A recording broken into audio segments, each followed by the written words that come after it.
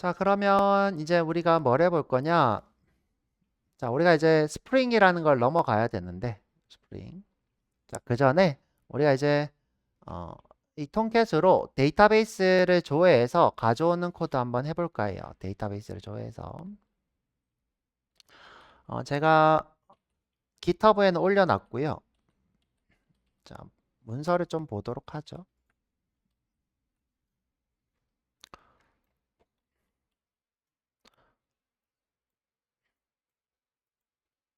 자, 올라가 있는 문서에는 이렇게 지금 1, 2, 3 중에 3 이렇게 있을 거고요. GitHub으로 가서 볼까? 자,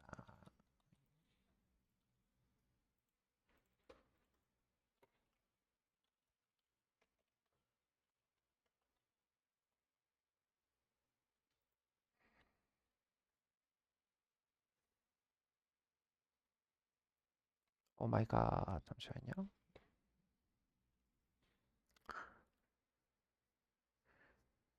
자, 여기에 북스에, 자, 북스. 자, 여기 GitHub에, 북스에 보면 이렇게 3 있죠? 3, 요거고요, 교환.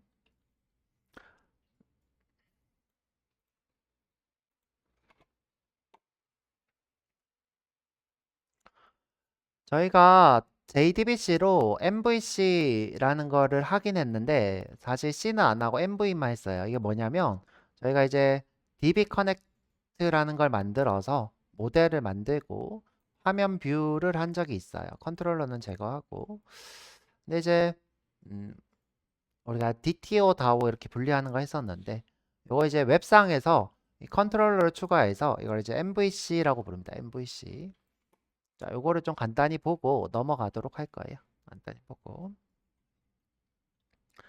자, 우선은 우리가 이 웹앱이 하려고 하는 일은 자, 이거부터 이해하셔야 되는데.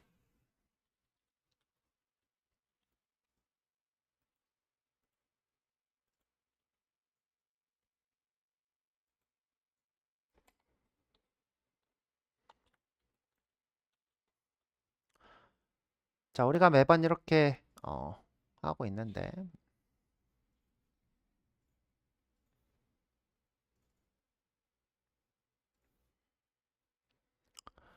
자, 우리가 서버 기술을 계속 배웠어요. 어떤 걸 배웠냐? 요청 처리, 응답 처리, 그다음에 데이터 저장하는 세션, 그다음에 쿠키,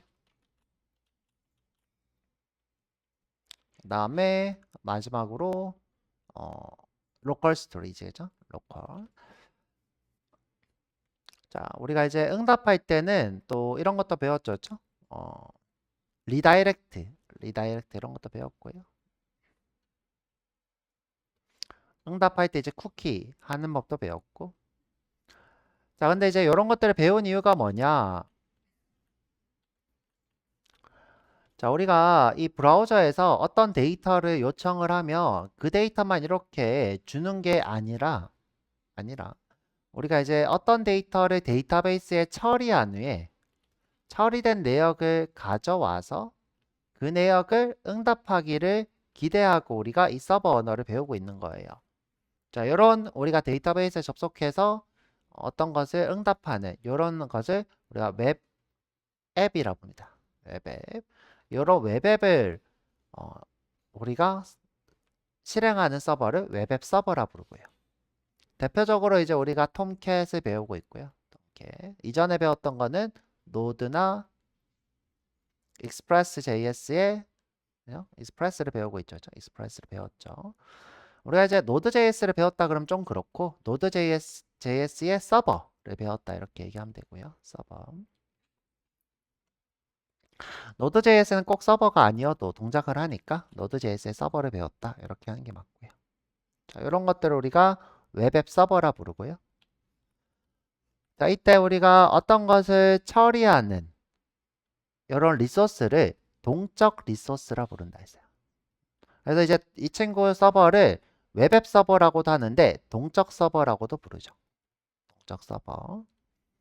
그냥 내가 어떤 걸 요청을 했는데 그냥 준다. 그런 걸 우리가 정적 서버라 부른다고 했고요. 자, 요 개념을 아는 게 제일 중요한 것 같아요. 이때 내가 무엇을 주세요라고 URL이나 쿠키 같은 걸로 보내서 그러면 여기서 무엇을 줄지 동적 리소스가 고민한 후에 데이터베이스 가서 처리해서 주게 되겠죠. 뭐 예를 들어 내가 로그인을 하고 싶어요.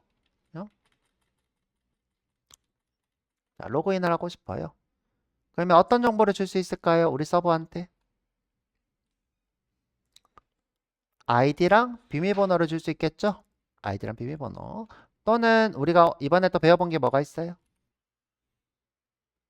쿠키, 로그인 정보인 쿠키를 주면 여기서 뭐 필터로 처리를 해서 그 결과를 이렇게 줄 수 있겠죠. 로그인 되었습니다. 뭐 이런 식의.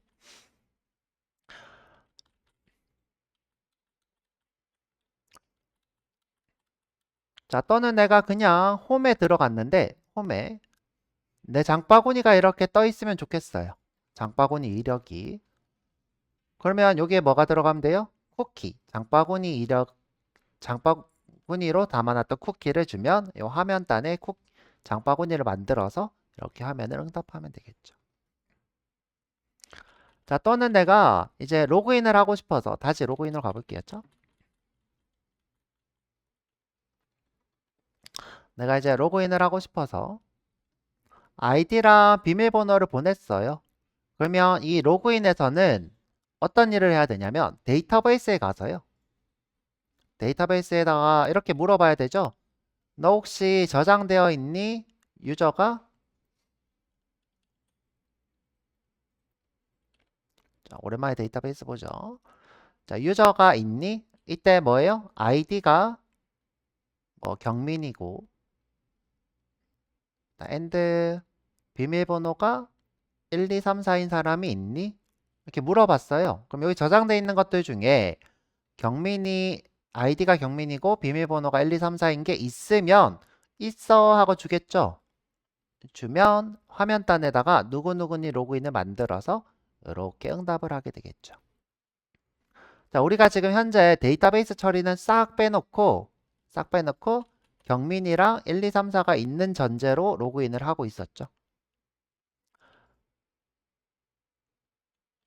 자, 또는 내가 자, 구입 이력. 내가 쿠팡인데 구입 이력이 궁금해 이렇게 물어봤어요. 그러면 데이터베이스에 가서 어떻게 해요? 물어보겠죠? 혹시 구입 이력이 있니? 그래서 구입 이력을 받아서 화면단에다가 리스트로 출력을 해서 그것을 전달하게 되겠죠. 자, 그래서 이제 동적 리소스는 원래 이제 이런 데이터베이스에 접속을 해서 그런 것들을 처리하기 위해서 만들어진 거예요. 자, 그 전에 우리가 데이터베이스 처리 전에 것들을 쭉 배웠고 드디어 이제 데이터베이스 처리를 배워볼 거예요. 자, 여기까지가 이제 동적 서버가 하려고 하는 일이고요. 자, 이번에는 뭘 배워볼 거냐? 모델 1, 모델 2에 대해서 배워볼 거예요. 모델 1, 그 다음에 모델 2. 자, 모델 1은요, 어떤 걸 얘기하느냐? 자, 모델 1부터 볼게요. 내가 예를 들어서, 아까 전처럼 구입 이력을 주세요 라고 얘기를 했어요. 브라우저가 구입 이력을 주세요. 그럼 이제 구입 이력을 조회하는 동적 리소스가 있겠죠? 뭐, 이름을 우리가 구입, 자바 이렇게 할까요? 구입 자바. 주소는 A.2 하죠, 먼저. A.2. 그럼 여기서 요청할 때 A.2 이렇게 하겠죠. 구입 이력을 주세요. 그러면 이제 모델 1인 경우는 어떤 일을 하냐면 여기서 접속을 직접 해요. 커넥션에 그다음에 프리페어 스테이트먼트에 SQL 쿼리를 쓰고 그다음에 쿼리 내역을 여기서 직접 조회를 해요. 데이터베이스에 가서 조회한 이력을 가져와서 여기서 HTML을 만들어요. 만들어서 이 HTML 이렇게 응답하는 자, 이런 구조를 가지고 있는 걸 우리가 모델 1이라 불러요. 모델 1. 자, 모델 1의 장점은 뭐냐면 이 페이지 한 페이지에 접속도 있고 쿼리 실행도 있고 HTML 렌더링도 있고 그 다음에 내가 예를 들어 어떤 것을 구입한, 예를 들어 2024년부터 25년까지의 구입 이력을 보고 싶어. 그럼 파라미터로 24, 25가 오겠죠. 그래서 요청 처리도 있고, 접속도 있고, 쿼리 실행도 있고, HTML 렌더링도 있고, 이 한 페이지에 자, 이 모든 것들이 있기 때문에 이 요소를 보면 아, 이 페이지는 어떤 걸 하는구나 라고 파악하기가 참 좋아요. 자, 그런데 큰 단점이 있어요. 어떤 단점이 있을까? 내가 다른 예를 들어서 뭐 로그인을 할 거였죠? 로그인 점 도라고 해볼게요. 자, 로그인 하려면 똑같이 아이디 비밀번호를 받았겠죠? 자, 아이디 비밀번호를 받고 요청 처리를 하고 그다음에 접속을 해서 자, 접속을 이렇게 하겠죠? 데이터베이스에 쿼리를 준비해서 SQL을 준비해서 실행한 결과를 받아와서 로그인 되었으면 누구누구니 로그인 중 아니면 다시 로그인 페이지로 보내는 응답 처리를 하겠죠. 그래서 지금 보면 우리가 접속 코드를 또 쓰고 있고 접속 코드를 또 쓰고 있고 접속 코드를 또 쓰고 있고 그 다음에 HTML도 또 쓰고 있어야죠. 자, 물론 뭐 HTML은 재사용이 지금 당장 어려운 부분이 있지만 여튼 지금 뭐 이렇게 접속 코드가 계속 써지고 있는 걸 보실 수 있어요. 자, 모델 1은 우리가 한 코드에서 접속하고 쿼리 쓰고 접속하고 쿼리 쓰고 이런 코드를 다 쓰는 것을 우리가 모델 1이라 합니다. 자, 근데 예를 들어서 자, 이런 페이지가 한 20개 있다고 쳐볼게요. 자, 이런 페이지가 20개 정도 있어요. 자, 그런데 데이터베이스가 우리가 오라클을 쓰고 있었는데 오라클. 갑자기 오라클이 유료화 정책이 좀 강해져서 다른 데이터베이스를 이렇게 바꿨어요. MySQL로 바꿨다 쳐볼게요. 그러면 여기 있는 접속 코드를 변경을 해야 돼요. 뭘로? 오라클에서 MySQL로. MySQL 변경을 해야 돼요. 자, 우리가 이거 두 개만 있을 때는 변경할 게 두 개밖에 없는데 20개가 있으면 20개를 바꿔야 돼요. 자, 20개. 자, 그래서 우리가 첫눈에 봤을 때는 이거 코드가 보기 좋아서 괜찮은데 보기 좋다기보다는 이제 한눈에 보여서 좋은데 우리가 무언가 변경이 일어났을 때 모든 페이지를 한꺼번에 다 바꿔야 된다는 단점이 있어요. 자, 이런 단점이 이제 처음 웹이 복잡하지 않을 때는 안 보였는데 웹이 점점 복잡성을 띠면서 그러니까 이 리소스, 동적 리소스가 100개, 200개, 300개 이렇게 늘어나는 거죠. 자, 늘어나면서 이것 좀 너무 불편하다. 자, 그래서 나오게 된 게 모델 1입니다. 모델 2입니다. 모델 2. 자, 그래서 모델 2를 이렇게 보면 자, 이제 모델 2를 한번 볼게요.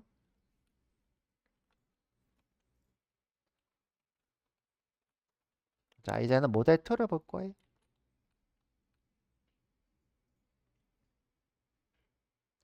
자, 이 모델 2는요. 자, 우리가 동적 리소스라고 하는 것을 컨트롤러라고 불러요. 컨트롤러. 자, 여기서는 요청 처리만 해요. 자, 그 다음에 데이터베이스를 접속하는 친구를 따로 둬요.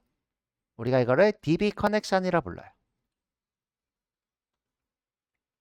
자, 이렇게 따로 둡니다. 그러면 내가 예를 들어 구입 이력을 주세요. 그러면 자, 주세요. 그러면 여기서 2024년부터 25년까지 구입 이력이네 하고 파라미터 처리만 해요. 그리고 나서 접속 객체를 따로 만들어 놓고 얘한테 접속해줘 라고 해요. 자, 접속해줘. 자, 그 다음에 이제 어떤 걸 하느냐? 우리가 이제 쿼리를 써야 되잖아요. 그러면 이제 DAO라는 클래스를 따로 만들어요. 이걸 우리가 DB Access Object라 부릅니다. DAO라는 친구를 따로 만들어서 자, 이 친구가 DB를 접속하게 해요. 그래서 실제로는 이 DAO가 이렇게 호출하도록 되어 있어요. 자, 그런데 이제 구입 내역이 좀 복잡하고 길어. 그러면 이제 DAO가 여러 개가 있을 수도 있겠죠. 뭐 예를 들어 이렇게 하죠. 그렇죠? 예를 들어 구입 이력을 조회해야 되는데 유저가 어떤 사람인지 조회도 해야 돼. 그러면 어, 상품 다오가 있고 상품 다오 이렇게 분리시켜요. 그 다음에 유저 다오가 있다고 쳐볼게요. 유저 다오.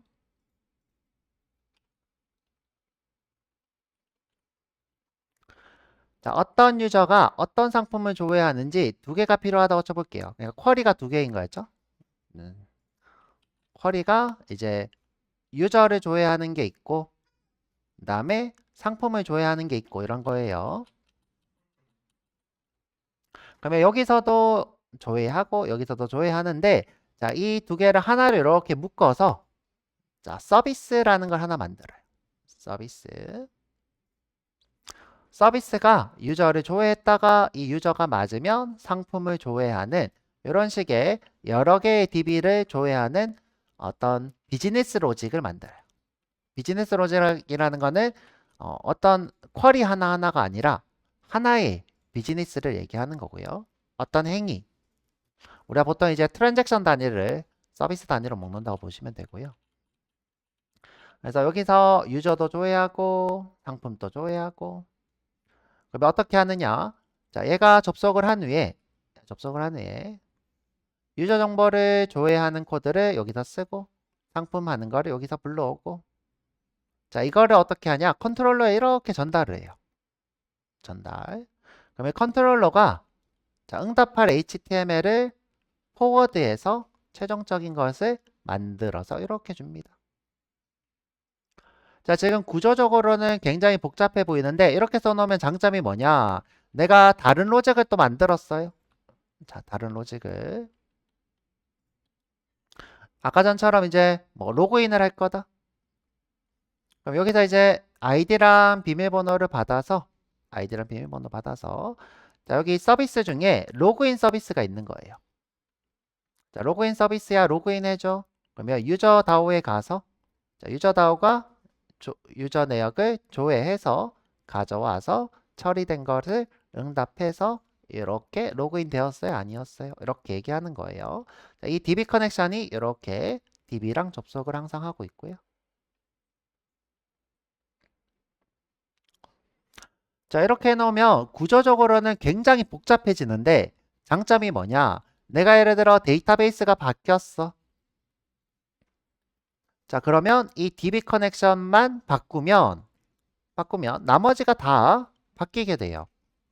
이전에는 리소스가 200개든 300개든 우리가 많아지면 여기 DB 접속을 계속 변경을 했어야 되는데 우리가 DB 커넥션을 이렇게 분리시켜 놨기 때문에 하나만 바꾸면 2000개, 3000개, 4000개 상관없이 하나에 바뀌어서 다 동작하게 되어요.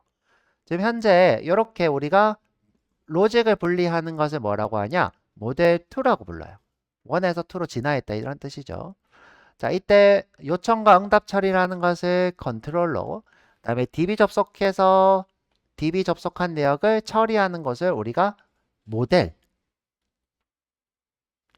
자, 모델, 그다음에 화면단을 뷰 이렇게 불러요. 그래서 이거를 MVC라고도 부릅니다. MVC 패턴 이렇게 불러요. 자, 이거는 디자인 패턴에 해당하고요. 우리가 이런 식으로 로직을 분리하는 것을 디자인 패턴이라 불러요. 자, 조금만 더 얘기를 하자면 우리가 이제 이 다오도 우리가 인터페이스로 구분해버리면 인터페이스는 우리가 추상화를 한다는 뜻이에요. 추상을 해놓으면 예를 들어 MySQL 쿼리와 오라클 쿼리가 다를 때 오라클 쿼리와 MySQL 쿼리가 다를 때 자, 우리가 인터페이스로 어떤 게 필요해라고 해놓기만 해놓으면 우리가 구현할 때 쿼리를 좀 다르게 쓰실 수도 있죠. 오라클 전용, MySQL 전용. 자, 그래서 우리가 여러 가지 장점을 가질 수 있다. 자, 이렇게 이해하면 될 것 같고요. 우리가 이미 예전에 DB 접속하는 DB 커넥션, DAO, 그다음에 서비스 이런 식으로 분리를 해본 적이 있어요. JDBC 수업 때. 자, 해본 적이 있고요. 자, 그래서 우리가 모델 2를 한번 해볼 거예요. 하기 전에 모델 1도 간단히 보고, 모델 2도 간단히 보고,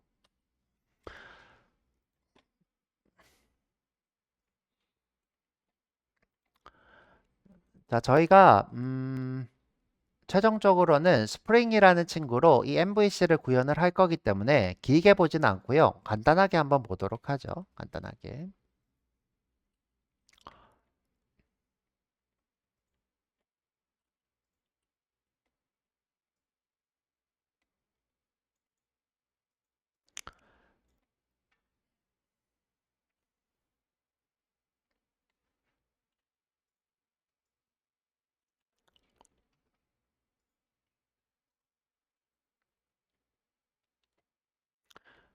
자, 우선은 여기 모델 1, 3번의 모델 1부터 볼게요. 3번의 모델 1.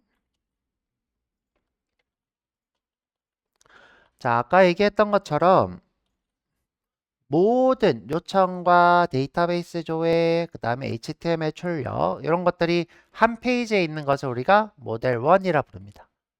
모델 1. 자, 요청을 직접 받고 DB를 조회하고 HTML 렌더링하고 이런 것을 한 곳에 문서 하나에 두는 것. 자, 이렇게 해놓으면 장점이 뭐냐? 처음에 만들기 쉽고 처음에 만들기 쉬워요. 테스트 페이지 같은 것들을 작성하기 좋아요. 파일 수가 적다. 이건 이제 커지면 커질수록 파일 수가 적은 것은 약간 좀 모순이 될 수 있기 때문에 파일 수가 적을 수 있겠다. 파일 수가 적을 수 있다. 한 페이지에다가 다 있기 때문에. 근데 단점은 뭐냐면 자바 코드와 HTML이 섞여 있는 단점이 있고요. 그 다음에 우리가 예를 들어 JSP에다가 쓰게 되면 이 JSP가 보안적인 문제가 있기 때문에 쿼리나 데이터베이스 접속이 노출될 수도 있고 JSP가 길고 복잡해질 수도 있고 우리가 연결 코드가 반복적으로 계속 나오기 때문에 재사용성이 떨어질 수도 있고 그렇습니다. 단점이 굉장히 많다 보시면 되고요.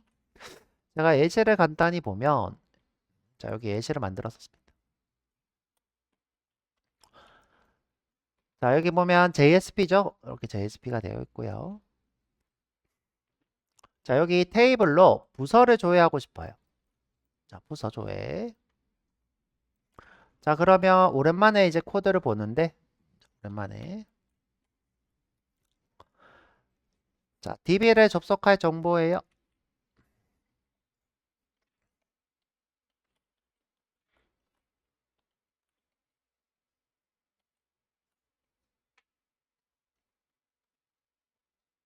너무 크네.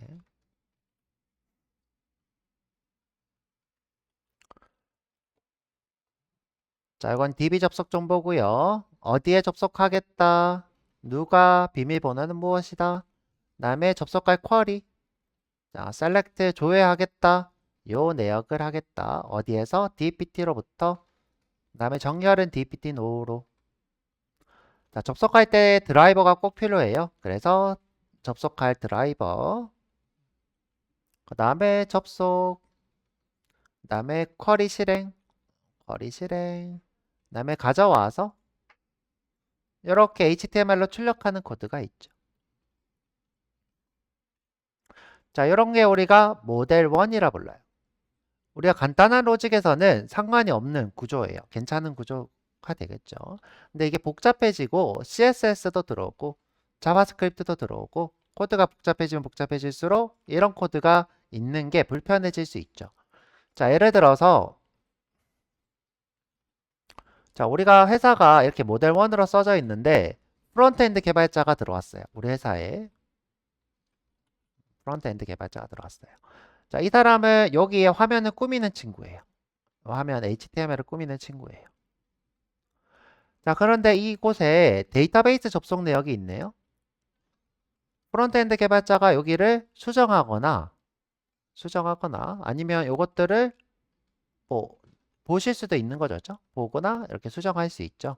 자, 이런 것들을 우리가 위험 요소라고 불러요. 왜냐하면 프론트엔드 개발자는 이 소스를 모른다는 전제로 취업한 친구들이기 때문에 그런 직원들이기 때문에 이런 것들을 우리가 수정하면 안 되겠죠.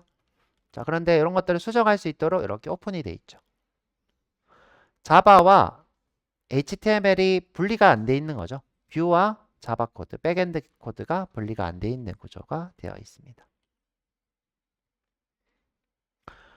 자, 그래서 이런 문제점을 가지고 있다. 제가 방금 얘기했던 것들이고요. 자, 그럼 모델 2라는 건 뭐냐? 우리가 분리를 하는 거예요. 자, 분리를 하려고 봤더니 자, 웹에서 중요한 것들이 요청과 응답 처리를 하는 친구가 필요하더라. 컨트롤러. 자, 요청과 응답 처리. 그 다음에 데이터베이스에 접속하는 코드가 필요하더라. 모델. 그 다음에 뷰를 역할을 할 게 필요하더라. 뷰. 자, 뷰. 자, 이렇게 세 개의 역할을 분리하는 것을 우리가 MVC라고 불러요.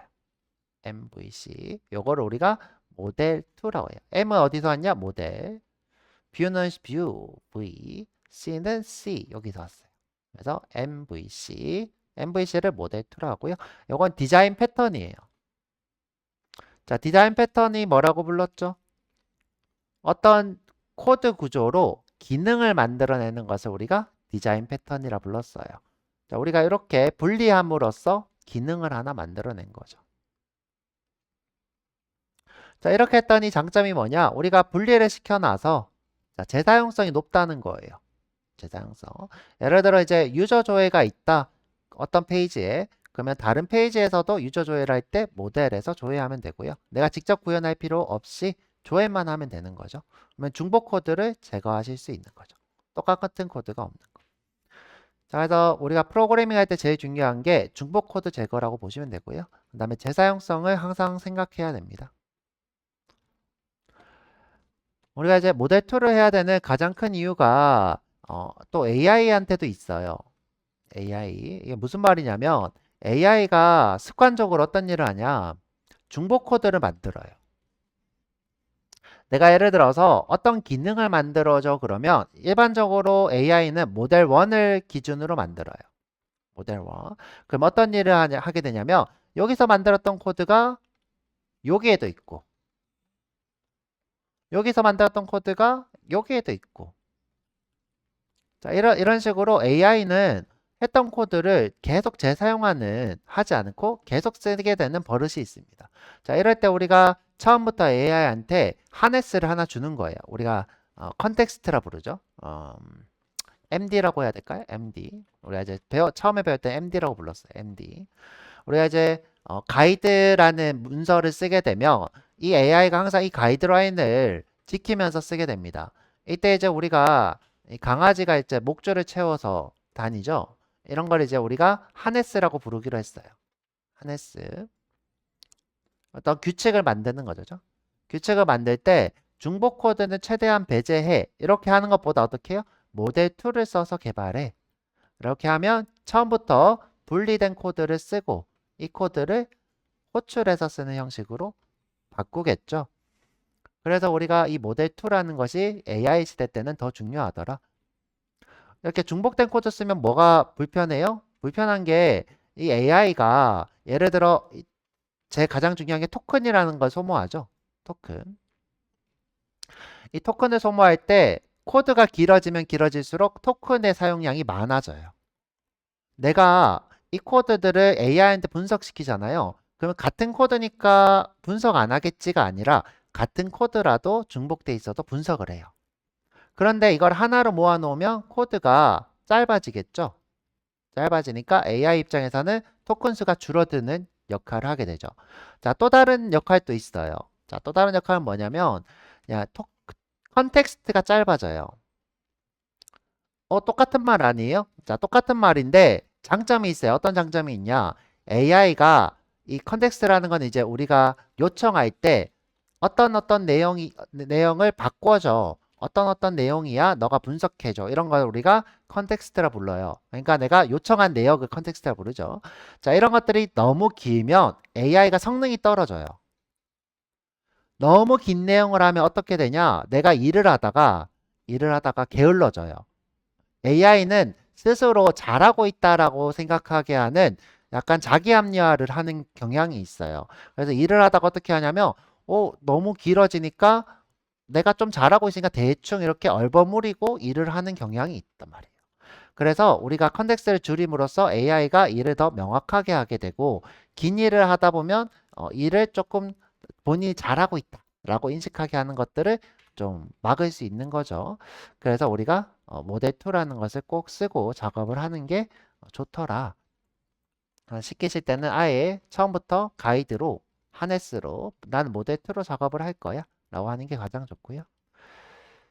자, 구조를 좀 보면 일단은 요청을 오는 것을 컨트롤러가 하고요. 컨트롤러가 데이터베이스 액세스를 조회하고요.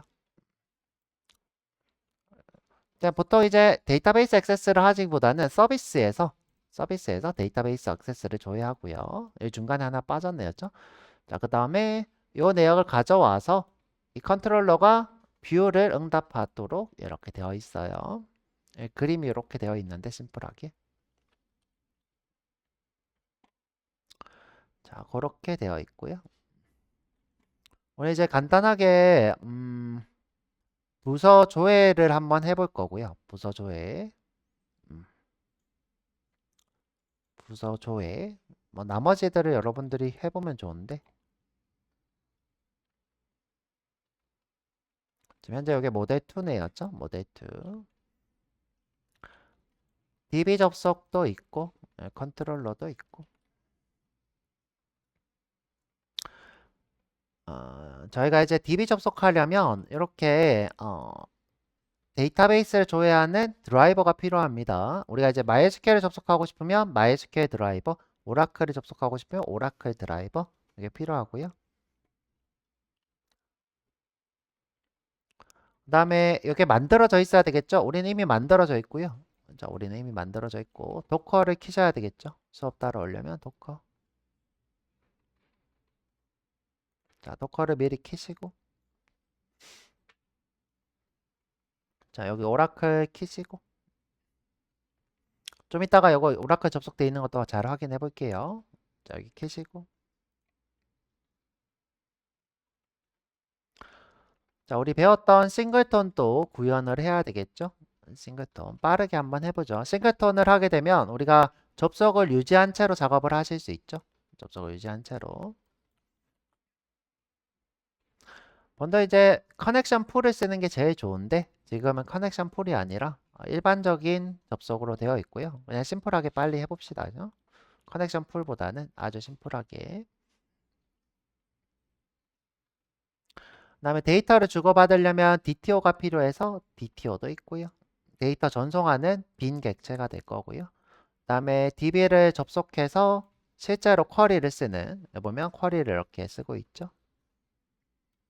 쿼리 DB 액세스 오브젝트도 있고요.